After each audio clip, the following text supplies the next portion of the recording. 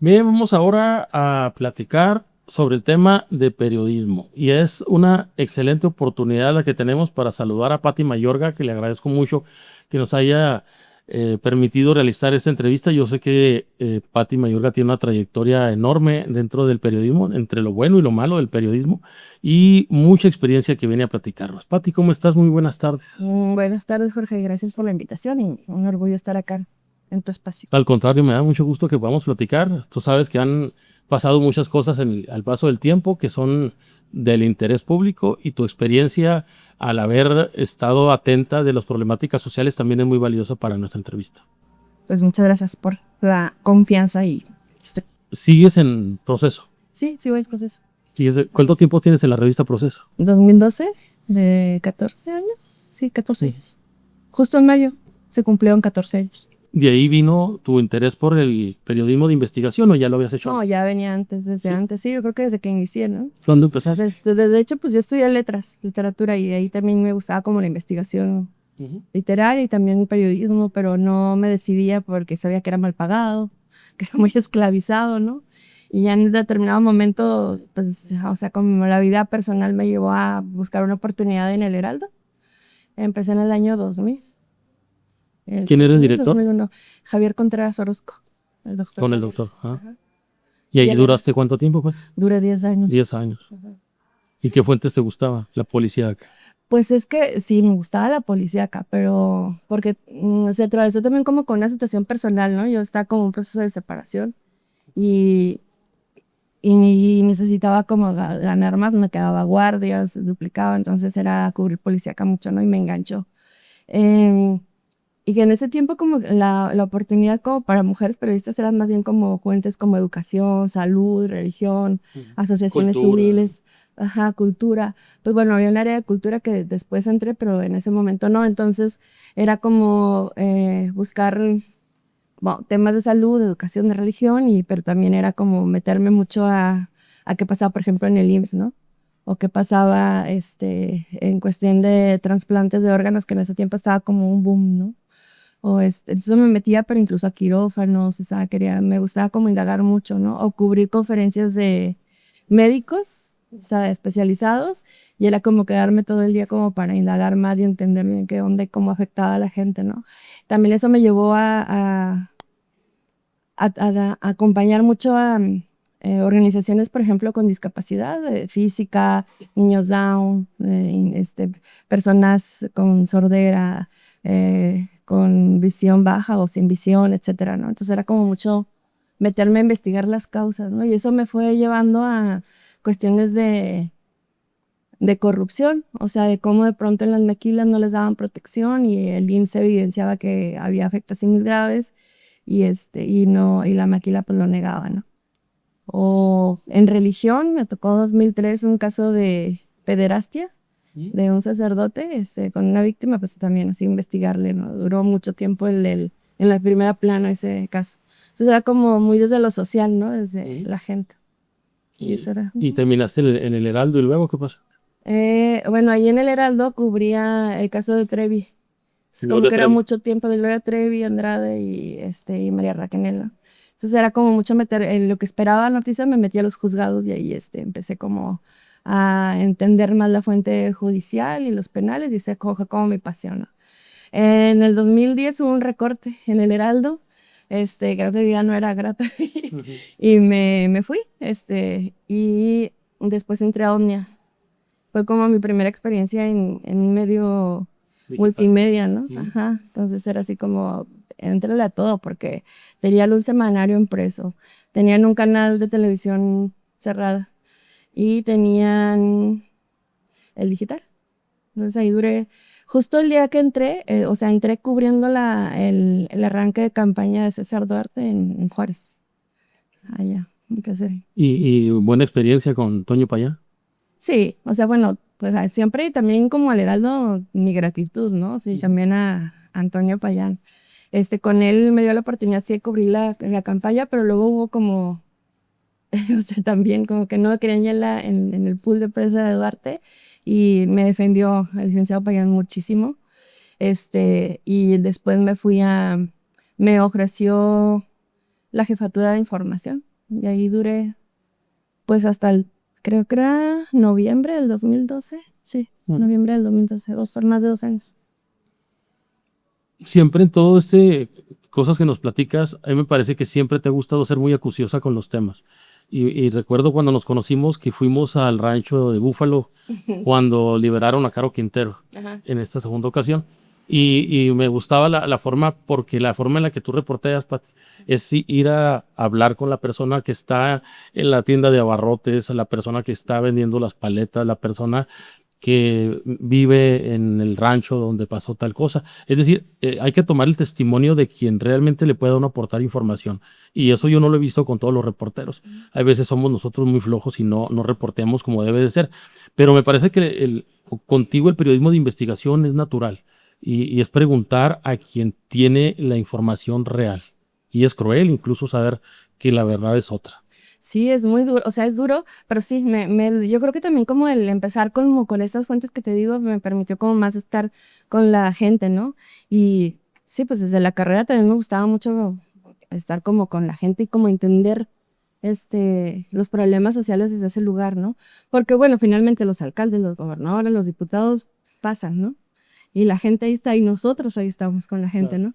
Entonces es como un poco también ahora que ha pasado todo lo que ha pasado, como y que me han preguntado tanto por qué sigues, ¿no? Porque, o sea, entiendes que también es una búsqueda personal, ¿no? O sea, como en el periodismo creo que buscamos respuestas como periodistas, ¿no?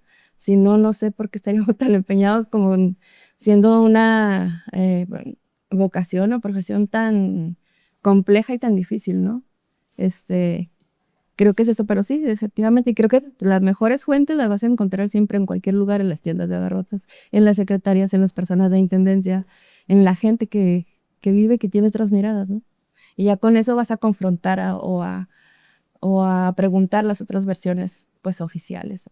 Yo sí me he llegado a preguntar, Pati, ¿por qué continuaste en el periodismo?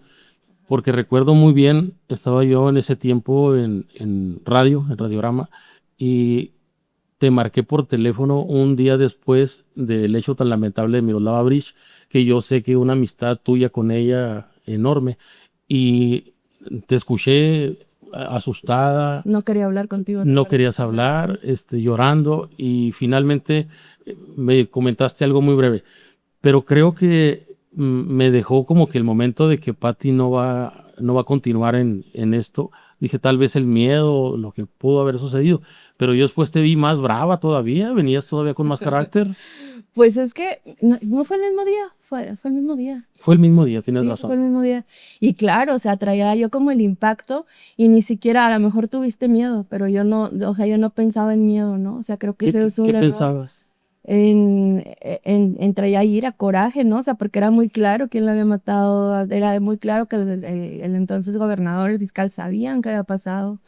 Y y era como decir, pues yo no hice yo no soy delincuente, ¿no? O sea, los delincuentes es muy clarito, vayan y atrápenlos, o sea, como, pero claro, o sea, a mí se me debe haber brotado el miedo, pero yo no o sea, creo que es justo hablaba en la mañana de eso, de que cometemos el error como periodistas de no validar lo que sentimos, ¿no? En el momento. Y creo que esa es nuestra principal brújula, nuestro principal entrenamiento.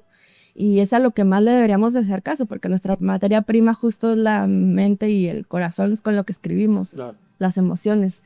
Pero, pues sí, eso pensaba. Aparte, pues estaba como en la negación, ¿no? O sea, en que todo, o sea, yo actué como en automático. Pedí que sacaran a mi hija de Chihuahua porque yo iba a organizar cosas o junto con el gremio para pedir justicia, ¿no?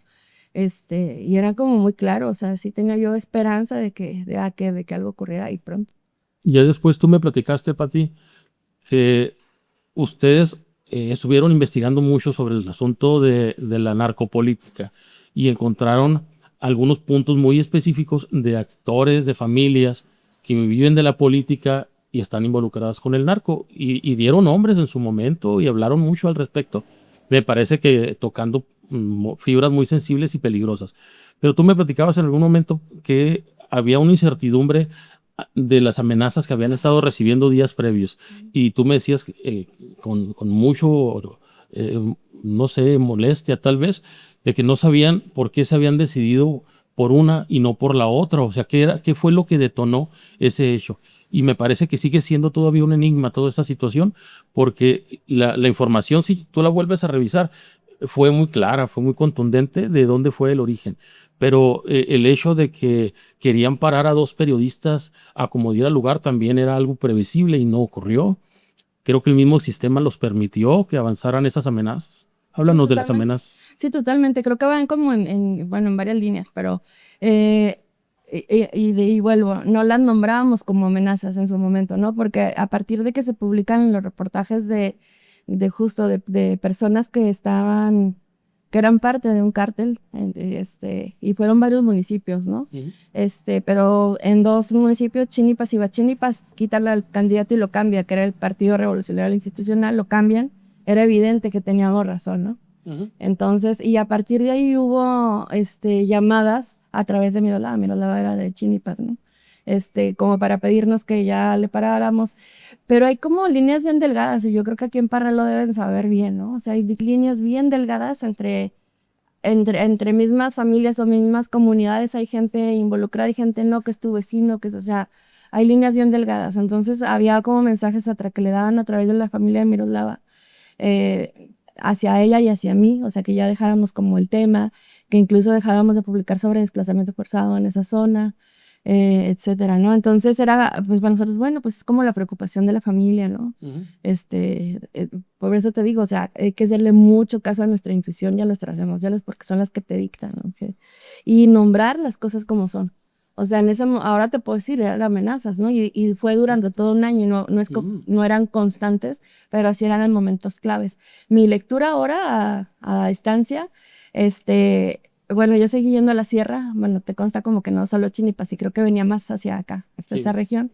Entonces para mí era como toda la sierra, ¿no? O sea, no, y miro sí, y lo entiendo perfecto, o sea, de la gente desplazada había sido de su familia, ya señores grandes, ¿no? Entonces ella lo traía muy, pues era su tierra aparte, ¿no? Y era injusticia. Ujú. Mayrolava vivía las injusticias muy intensamente, ¿no? Y con mucha fuerza. Y bueno, ella como, aparte tenía una columna en el norte de Juárez, entonces ese espacio también le permitía como, Desahogar sí, publicar más, temas. o sea, como de opinión, ¿no? Y pues el coraje era Schulz, ¿no? Bueno, que ha sido alcalde cuando publicamos, Hugo Ahmed Schulz, que ahora está detenido, y, y en ese momento lo había nombrado jefe de educación indígena en el gobierno de Javier Correal, y era como la indignación, porque ella les había dicho todo, ¿no? Se clavó mucho en eso, y creo que por ahí va, o sea, como si dicen, bueno, es una periodista que nació en Chinipas, que creció aquí, después se fue y creció periodísticamente, entonces no sé qué tanto sea la lógica, como que se ensañaron con ella por eso, ¿no? O sea, Pero se hablaba de una amistad de Javier Corral con Miroslava. sí, pues sí, fueron amigos. Claro que cuando llegó al poder, Miroslava siempre tenía súper claro que quien estaba en el poder, ahí sí no había como líneas de amistad y eso, ¿no? O sea, fue muy crítica con él, pero sí esperaba más de él. Eso sí te puedo decir. Sí esperaba más de él, y sí, o sea, y que actuara como más fuerte, ¿no? Y me acuerdo que incluso le llegaba a sugerir a su equipo de comunicación, mira, la correa que ya cambie el traje, que se vea más jovial, ¿no? O sea, a ella le interesaba que hubiera un gobierno que le fuera bien, ¿no? Ujú. Sí depositó confianza, pero nunca, pero a la hora que veía cosas, o sea, no dejó de decirlas, ¿no? Esa era Miroslava, o sea, no.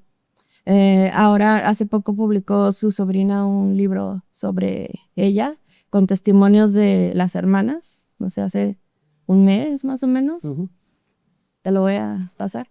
Y justo habla como, o sea, las hermanas también son muy valientes, y yo le decía a las hermanas o a la familia que le agradecía también como una gran lección es que luego también dejamos a las familias de lado, ¿no? O cuando hacemos periodismo. Ujú. Bueno, en tu caso pues son periodistas también, pero como que no se habla mucho de esto. Entonces cuando sucede algo dejamos a las familias como, ¿qué pasó, no? Pues protegidas. Y en el caso de sabían, tenían muy claro qué pasaba con Miroslava. Hablan de los días previos de las amenazas, ¿no? Hablan de también cómo algún familiar de ella estaba involucrado con el grupo, y que alguna vez algún político le dijo, oiga, usted publicó tal lista de delincuentes, dice, pero aquí en la lista también pues está un familiar suyo. Dice, ¿no? Dice, yo hice mi trabajo, ustedes hagan lo suyo, o sea, si está ahí, pues vayan por él, ¿no? O sea, esa era Miroslava, muy clara, muy contundente. Y Miroslava siempre con muchas relaciones en la política, tenía muchas oportunidades de haber continuado en el periodismo sin necesidad de haberse alejado de los puntos de riesgo. Pero me parece que el periodismo de investigación siempre fue como una característica también de ella. Y quiero abordar otro caso porque también tú me lo presentaste. Veniste en alguna ocasión con Marcela a Parral.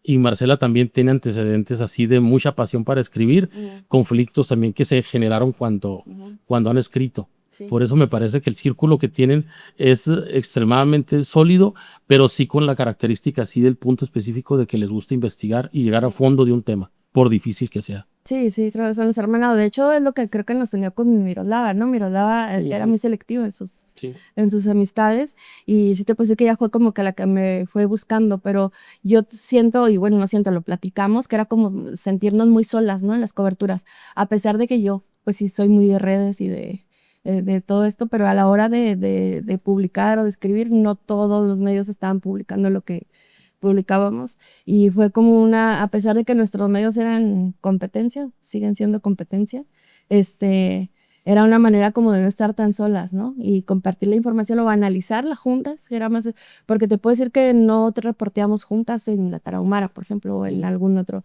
Una sola vez coincidimos en Krill, ¿no? Entonces como que nuestra amistad y nos hermanamos de ahí de ahí trascendimos. Ella no fue a mi casa jamás, no, yo no fui a su casa, pero fue una amistad, o desayunar, o comer, o caminar las calles así del Palacio al Congreso, y con pláticas súper profundas, ¿no? Pero sí, creo que como esta pues, pasión, interés o necesidad también de ayudar a entender, ¿no? Nuestra sociedad o las diferentes causas, o de denunciar injusticia, creo que sí nos hermanó. Y aparte los impactos, creo. Los impactos emocionales creo que no siempre nos entiende. Y no siempre digo, como periodistas, porque somos muy peculiares, lo he entendido a la distancia, y también como que no los reconocemos, no los nombramos. Creo que aprendimos a hacerlo. Y me parece muy interesante todo esto porque es justamente lo que vivimos diariamente, y te haces una personalidad como que muy específica, a diferencia de cuando tú hablas con un médico, cuando tú hablas con un abogado, cuando tú hablas con un zootecnista, cuando hablas con un periodista también encuentras factores muy peculiares. Y bueno, en tu caso, Pati, después de que ocurrió todo este show tan fuerte para ti con lo de Miroslava, te tuviste que ir del estado. Sí, me fui del país. Y del país. Y luego de ahí estuviste bajo el apoyo de la protección del sistema de protección a periodistas. Sin embargo, tú y yo platicamos algunas... Bueno, no estuve bajo el sistema, nunca confié, y nunca he confiado. A eso me iba. fui con una organización. Bueno. O sea, a eso iba, porque en alguna ocasión tú platicamos pues tu tema y el claro. mío, y lo platicamos y hablábamos de la crítica de ese tipo de programas, ya sea el programa federal de protección a periodistas o el programa estatal, y la desconfianza que se tiene de ese tipo de programas, porque yo sé que tú no estabas también muy de acuerdo. Claro, no. O sea, de hecho, cuando yo me voy, quien me convence de salir, porque yo no me quería ir, fueron como 10 días en convencerme, fue a Carlos Beristain, que es un psicólogo médico vasco que también ha trabajado en comisiones de la verdad de Guatemala, del Perú, o sea, del Centro y Sudamérica, y que fue también integrante del GIEI de Ayotzinapa, del grupo de expertos internacionales, ¿no? Y él ya había venido acá, ya conocía, entonces se coincidió en ese tiempo que yo no me quería ir, y fue a presentar un libro y me convence de pedir, o sea, como experto, analizar mi caso a través del expediente de Miroslava y de lo que yo cubría, ¿no? Fue el que me convence de salir. Pero, y luego también lo que me detonó más así, o sea, con él me convence con la cabeza, que dije, bueno, si él está diciendo, y me comprometió a que si lo analizaba y me recomendaba irme, me iba a ir. Así dije, ok, sí, ya le he dado mi palabra, ¿no? Pero días antes me pide el exgobernador Javier Corral ir a reconocer unos audios de unas llamadas mías y de Miroslava, en el que la habían encontrado en la computadora de un narco en la casa de seguridad, después del homicidio. Siguieron el carro y viajaba quien le disparó, y llegan a una casa de seguridad y la catean, y encuentran una laptop y unos videos, unos audios de llamadas que nos había hecho el vocero quien era vocero del PAN en ese tiempo. Y ahí fue cuando yo decido, o sea, como ya ir a declarar, ¿no? Y decir, o sea, mi llamada, mi audio fue a parar al manos de este grupo. A ellos mismos. Ajá, entonces sí, ahora sí sentí como, no, quiero correr, ¿no? Ahora sí me voy, ya mi hija estaba como un poco a salvo y también ya se fue conmigo, pero ves todo el entramado político y dices, pues ¿en quién va a confiar? O sea, no voy a poner, claro, estaba la denuncia ahí, la dejé y amplié mi declaración. A mí me interesa mucho que sepa el contexto, ¿no? O sea, de dónde veníamos reporteando, desde un gobierno de Duarte y luego la omisión de Corral, o sea, es todo un sistema que no te protege. ¿Y cómo vas? Y todavía estaba el presidente Enrique Peña Nieto. Entonces, ¿cómo vas a confiar cuando estaba supuestamente prófugo Corral, digo, Duarte, y estaba todavía, pues, el Peña Nieto gobernando? Entonces, ¿en quién confío? No quiso declarar en la FGR o en la PGR de antes. Entonces dije, no, ya declaré acá, traigan el caso, hagan lo que quieran, ¿no? Pero claro, no confías. Y afortunadamente, yo he estado como muchos años en redes de periodistas, ¿no? Periodistas de a pie, en CIMAC, muy de la mano con el artículo 19, Reporteros Sin Fronteras. Y en ese momento se sumó el Comité Internacional de Protección a Periodistas, que con todas estas redes movieron para que o sea, ya estaban esperando ya que yo dijera así, como para sacar nación. Y sí, estuve como un mes en Ciudad de México y me fui, pero nunca, estando en la Ciudad de México ese mes y medio, me apoyó periodistas de a pie para estar ahí. Y en ese tanto proceso como organizaciones, lo que me recomendaban era poner la denuncia en el mecanismo. Bueno, pedir protección en el mecanismo para que quedara antecedente, ¿no? Pero nunca porque yo confiara, pero yo decía, yo no quiero botón de pánico, no quiero declarar, no quiero nada. Se movieron para que nada más me dieran el refugio temporal, un hotel ahí. Y ahí duré como otros 10 días en lo que llegó mi hija y ya salí. Cuando sales del país, el mecanismo suspende todas las... Medidas. Ajá, pero luego venía 2, 3 días con mis papás y me ponían la escolta y ya sabía. Cuando regreso, resulta que el mecanismo decía, no, pues aquí nunca ha estado, ¿no? O sea, no había antecedentes de nada, entonces ¿cómo voy a confiar? Regreso también a Chihuahua y me entero que el gobierno estatal no me dio ni calidad de víctima ni calidad de testigo protegido, a pesar de que sí estoy como con un seudónimo que ya todo el mundo conoce, y nunca me dieron ni calidad de nada, ¿no? Entonces, pues, o sea, ¿cómo voy a confiar, no? O sea, ahora lo que hago o lo que hacemos como equipo de Rachel y el medio que tenemos es acudir a esas instancias y obligarlas a hacer su trabajo para que documenten todo lo que nosotros decimos, pero es más estratégico que otra cosa. Y cuando se llegan a presentar casos nuevos y te piden alguna asesoría, tú te das cuenta que el mecanismo también está amañado, también está contaminado, porque lo que tú dices es muy cierto. El mecanismo jamás le va a dar la calidad de víctima a una persona y no lo hace porque el momento en que te diga que eres víctima, en ese momento te conviertes en una figura que les genera económicamente un gasto enorme y una responsabilidad enorme y nadie quiere esa responsabilidad. Y prefieren 1000 veces mejor estarte pagando a los escoltas, que también es un gasto muy fuerte, tal vez hasta innecesario, pero muy fuerte. E incómodo para un periodista. E incómodo además. Y en vez de declararte víctima, porque entonces ahí ya asumes tú el control de todo. Entonces yo cuando me ha tocado ver este tipo de cosas, veo que los mecanismos no son realmente para apoyar al periodista tal cual. Tal vez te pueda servir para una extracción, para retirarte temporalmente, pero realmente un apoyo periodístico no existe.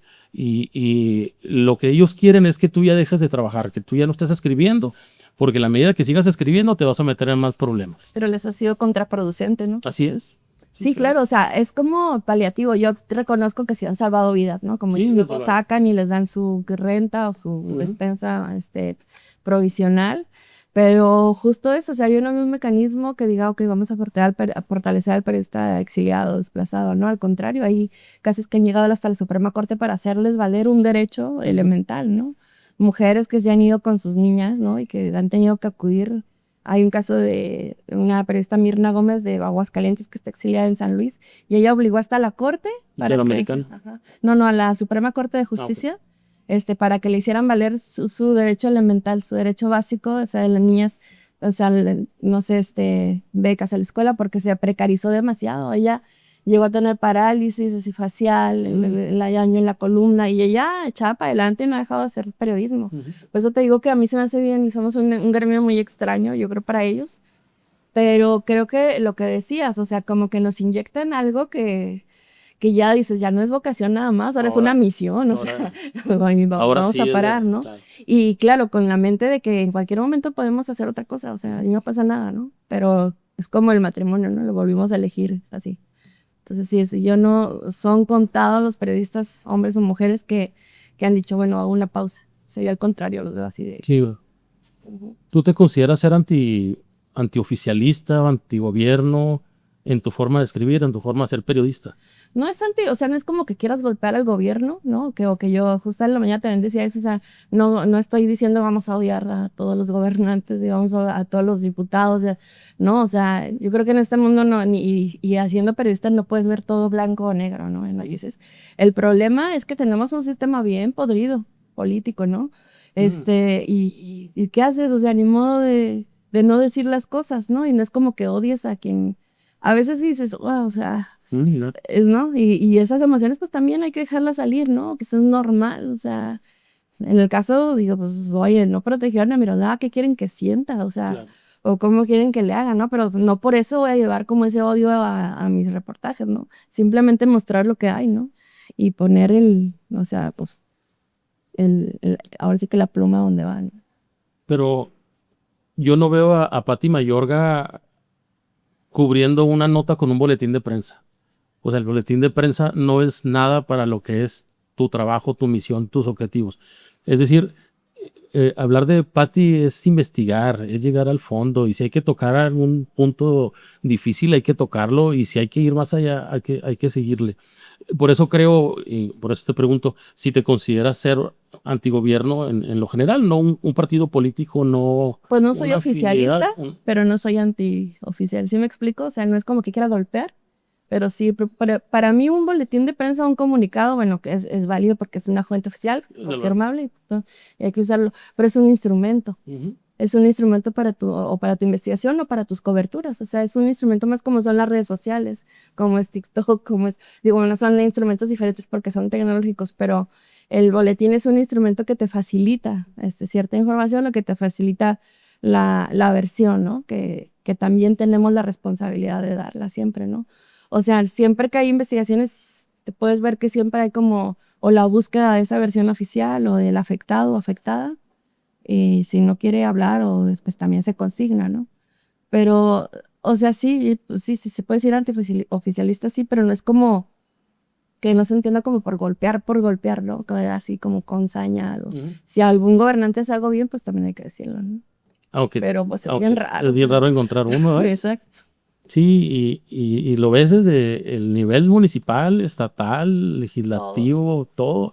Y si entramos al Poder Judicial, ahí también hay una podredumbre enorme, y creo uno que son personas que en su día a día no hay conductas antisociales, y es tal vez en donde más se encuentras. ¿En qué momento se cayó la confianza, no, en ellos? Yo creo que cuando decían confianza, ejército top, ¿no? Poder Judicial altísimo. Pero mira, Pati, ve las instituciones. Si tú entras a hacer una labor de investigación en el régimen del sector salud, el Seguro Social tiene muchos casos muy explosivos de corrupción. Entras al ISSSTE, te pasan casos excesivos de todo esto, negligencias a puños. Y si te quieres meter al Poder Judicial, te vas a encontrar también con un sinnúmero de cosas. Las policías, pues ni se diga.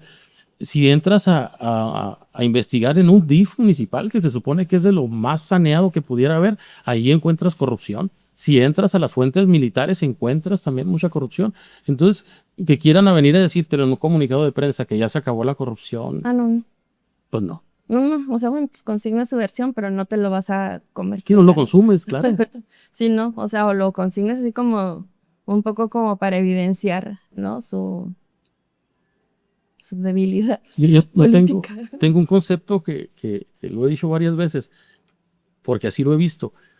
No conozco un solo vocero de comunicación social, y no agrego nombres, no pongo nombres, nada más te digo, un solo vocero de comunicación social que diga la verdad. Como que la función es ocultar, es tapar, es poner la sábana para que no se vea el tema, es mentir, de lo que sea. Porque si tú estás en una oficina de ese tipo, tienes que decir que en vez de que llevaste 20 despensas, fueron casi 100. Y si en vez de que llevaste apoyos a tal comunidad, fueron a toda la región de toda esa zona. Todos están bien contentos. Y todos están bien contentos y todos, cuando la realidad tú sabes que no es así. Entonces el vocero se convierte en una mentira. Y cuando te topas con un periodismo como el que hace Pati, por ejemplo, pues obviamente tiende uno a chocar porque tú le dices, oye, yo tengo el expediente en la mano y en el expediente dice que tú eres esto y esto y esto. Tú no eres el santo que me vienes a decir o que quieres aparentar, pero eso lo hace, insisto, el periodismo de investigación. Sí, claro, o sea, y también digo, cuando pasó así como todo que antes no había comunicación social, había una sola área de comunicación social, pero no había como en cada, ya casi le ponen a cada servidor público un vocero, ¿no? Y se supone que esa área nace para facilitar la información a los medios, ¿no? Porque es un derecho de la ciudadanía y es un derecho constitucional, ¿no? Y justo eso se convirtió como en obstaculizadores de información, digo, no todos, hay también unos voceros que sí te llegan a facilitar, pero no siempre, pero no es como que siempre te digan la verdad, no es como que nunca oculten algo, porque pues, son voceros de, ¿no? Sí, totalmente, es muy, muy extraño. Y de pronto también nos ha pasado, bueno, me ha pasado, que si hace poco también hubo una situación ahí con nosotros que nos piden bajar una nota, que como que es una práctica común. Esto, y bueno, yo lo vi en otros medios en los que estuve, pero nunca me ha tocado ceder, o si acaso pues que hablen con el director o algo, pero acá somos nosotros los que estamos a cargo.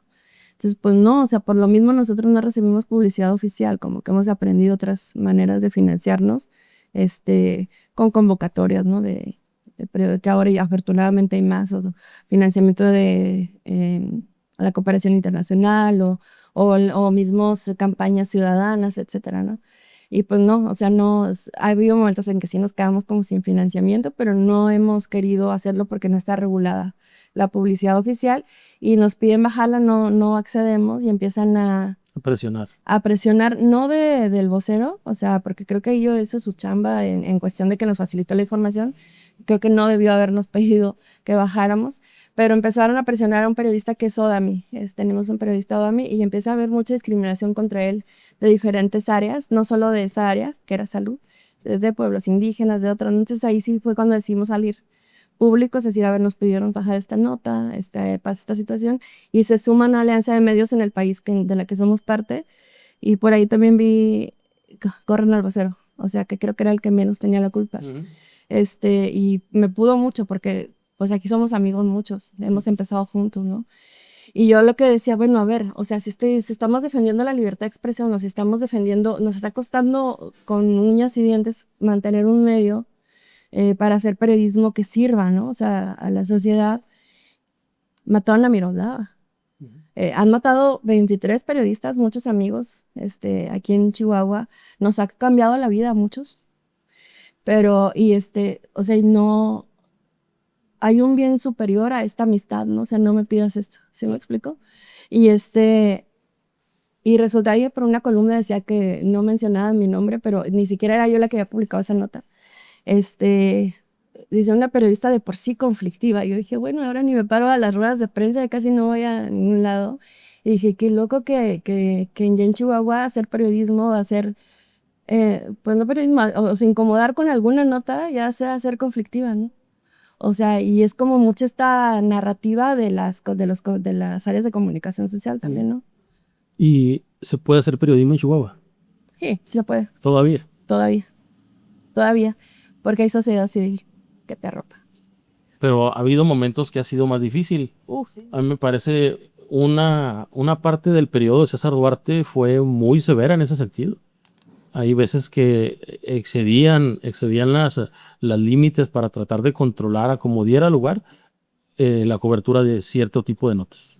Totalmente, es que ahí empezó fue cuando se disparó así, a millones, la publicidad a medios, o publicidad oficial, ¿no? Y algunos medios sí lo entendían como control de la línea editorial, otros no, ¿no? O sea, como que se resistían. pero sí fue muy voraz. Bueno, a mí desde día uno tengo que cubrir la campaña de él. Me bajaron como a la semana del pool de prensa y lo me volvieron a subir. Perdón. Pero, otros casos también ahí sí fue muy duro. O sea, de eso de no reconocer que había desapariciones forzadas, desplazamientos forzados, cuando lo estás viviendo, lo estás viendo, estás viendo a la gente e ir y dice, no, ¿dónde? ¿Cuál? No, o sea, no pasó nunca nada. Tú hiciste investigaciones La a Carlos corrupción. Hermosillo Exacto, también. y también, obviamente, llegaron presiones en ese momento, llegó tensión para tratar de controlar a Patty a como diera lugar. Sí, no, o sea, me dejaba para, en el caso del exgobernador, como con la palabra en la boca, ¿no? O así, o sea, había como, me hacían vacío. Por eso te digo que también con Miros fue como esta soledad, entre comillas, de ejercer, o sea, como que lo que nos unió, ¿no? Pero sí fueron momentos pero nunca se dejó de hacer periodismo. No, no. Y creo que ninguno, o sea, bien o mal, hemos hecho todos periodismo, hemos sumado, pero sí creo que se ha dificultado más. Y creo que el homicidio de Miroslava con el homicidio de Miroslava decayó el periodismo. No se hizo justicia para Miroslava, No se ha hecho justicia. no se hizo para el Choco. Para Enrique Perea, para Adrián Rodríguez, para Isabela, para Luis Carlos también son 23, o sea, son Sí, muchísimos. yo escuchaba por ahí a alguien que decía, dijo, ¿para qué se meten tan de lleno con algún tema? ¿Para qué se meten en problemas? Nomás van a terminar en la oreja del periódico con un moñito, hombre, ¿para qué se meten en más broncas? Pero ahí esos comentarios son de quien no le entiende, de quien no sabe. Y yo escuchaba por ahí en alguna ocasión, me decía mi padre, decía, es que cuando uno huele el olor a la tinta, jamás la vas a olvidar. Es adictivo, sí. Es adictivo y ahorita pues ya no hay tanta tinta, pero, o sea, es el Lamentablemente, periodismo. ¿no? Lamentablemente, sí, o sea, está muy triste. Pero y también que creo que como periodistas podemos tener diferencias ideológicas en la forma de ejercer y todo, pero creo que es esto que nos une, ¿no? O sea, yo siempre he encontrado como en todo el estado como compañeros, compañeras como que, ¿no? Y que nos cuidamos, ¿no? O sea, a pesar de estar como cada quien en su región o de repente muy en lo suyo, a la hora de solidarizarnos creo que lo hemos hecho. ¿Has dado clases? Pues yo inicié dando clases, dejé la academia Pero de periodismo. por el periodismo, no de periodismo. ¿Y qué te gustaría decirle a los periodistas jóvenes, a los chavos que están empezando? Porque la forma en la que tú iniciaste y la experiencia que has adquirido es un protocolo muy diferente al que traen ahorita la nueva generación. Bueno, primero que nunca se dejen arrebatar el sueño de ser periodistas, ¿no? O sea, porque sí salen como con esta pasión y esta ilusión de hacer periodismo y que nunca se les olvide para qué quieren ser periodistas, ¿no? Y luego esto, o sea, que también no se olviden para quién es el periodismo, o sea, es para las audiencias, ¿no? Para toda la gente, no es para el poder, no es para nosotros mismos, porque luego escribimos pensando en lo que nos va a leer el compañero, compañera o ese círculo rojo, ¿no? Es para la gente, hay que ser siempre las mejores fuentes, las mejores satisfacciones del periodismo están de la mano de la ciudadanía, ¿no? Y pues sí, tengo que decir lo de las víctimas Sí, claro. de diferentes circunstancias. Pero sí te da satisfacciones cuando llegas a ese objetivo, cuando llegas a lograr justicia para una víctima, cuando llegas que una nota polémica tuya entre al Palacio de Gobierno y sacuda algo, sí es satisfactorio y desde luego que cuando alguien te quiere truncar tu ejercicio del periodismo, como que te enardece y te dan ganas de ahora vamos más. Yo creo que a todos nos pasa, o sea, todo el que Y esa pasión es la que los chavos necesitan. Exacto, eso, que nunca olviden como la pasión y o sea, eso, como para qué, o sea, lo que traen adentro, ¿no? Creo que también lo que nos ha movido es justo lo que sentimos, ¿no? Que de repente hemos dejado de lado. Y eso, o sea, que no se dejen como despersonalizar por la competencia absurda, ¿no? O sea, que también se vale hacer periodismo colaborativo, o sea, Sí, claro. las exclusivas, pues sí están padres, pero no valen, no valen la pena como el riesgo, ¿no? Y sobre todo en estos contextos, y que siempre, hacia algo que siempre se escuchen, que siempre hagan caso a sus instintos, a sus emociones, o sea, que nombren lo que sienten, que no se dejen, que creo que mucho nos pasó, o sea, que sí las fuentes son importantes, que sí el periodista no tiene que aparecer siempre en la nota, ¿ok? Pero se se vale también emocionarse o llorar cuando escuchas una historia difícil, ¿no? Si eso no te hace menos persona ni menos periodista. Claro. Y que tenemos derecho, sobre eso, que no se dejen arrebatar, que tenemos derecho a ser felices, a tener placer por lo que queramos. O sea, yo creo que nos ha pasado que hemos enfrentado depresiones severas, ansiedad tremenda, ¿no? Digo, pues yo llegué en Perú, estuve como ejercitándome un montón y llegué acá y 4 años, como 35 kilos, pero es como el contener, ¿no? Es como, y sí veo como mucha afectación en la salud de varios, ¿no? Pero bueno, hay que darle y tenemos que salir. Pati, yo te quiero agradecer que nos hayas platicado todo esto. Hay muchas cosas que nos han faltado, seguramente tendremos más oportunidades de platicar. Me da mucho gusto saludarte aquí en Parral. Nos hemos visto en otros lugares, pero me da mucho gusto que siempre hemos tenido una buena comunicación y nos hemos hablado pues como tiene que ser, ¿verdad? Porque lo hemos tocado temas muy peligrosos, temas ahí muy, muy francos. Y yo quiero decirte una cosa. En alguna ocasión me citaron, por el tema del monitor, me citaron a una mesa en el Palacio de Gobierno por parte de Gobernación Federal. ¿Te acuerdas en alguna ocasión que se hizo? Y yo me acuerdo que antes de llegar, hablé por teléfono contigo. Y tú me hiciste una recomendación que yo acaté. Cuando tú me lo dijiste, yo me regresé. O sea, yo no llegué a esa reunión. ¿Qué te dije? Porque en esa reunión, lo que estaban buscando Gobernación Federal era tener a todos los casos polémicos juntos. Miroslava, tu caso, el del monitor y algunos otros que habían estado ocurriendo en esas fechas. Y tú me decías, es que lo que quieren es tomarse una foto con nosotros, nos quieren exhibir junto con ellos. Y cuando lo entendí como tú me lo dijiste, dijo, tienes razón, Pati. O sea, yo no tengo por qué prestarme a llevar a la esfera pública algo que debe de ser platicado en una oficina en privado. Sí, mientras no cumplan contigo, No te no puedes tienes por prestar. qué, exacto. Sí, no, hay que tener cuidado y hay que ser bien inteligentes bien estratégicos en cómo usar, o sea, porque hay que obligar a que funcione, ¿no? Pero creo que de manera paralela hemos aprendido a autocuidarnos, a hacer análisis de contexto, riesgo, protocolos solos, ¿no? O bueno, con otras, eso, ¿no? No dejarnos descubiertos, pero sí usar como lo estratégico porque es dinero público y porque hay que hacer que funcione. No sé cuándo, pero estratégicamente creo que hay que ser incómodos también ahí, ¿no? Sí, claro. Pati, te agradezco mucho. No, y te agradezco yo a ti, también aprovecho la oportunidad para agradecerte que tú siempre años has estado pendiente de mí cuando reporté por esta región, ¿no? Y esa ha sido como un pilar importante para mi trabajo acá. No, muchas gracias. Sabes que cuentas con nosotros para lo que se ofrezca. Gracias, Pati. Mati.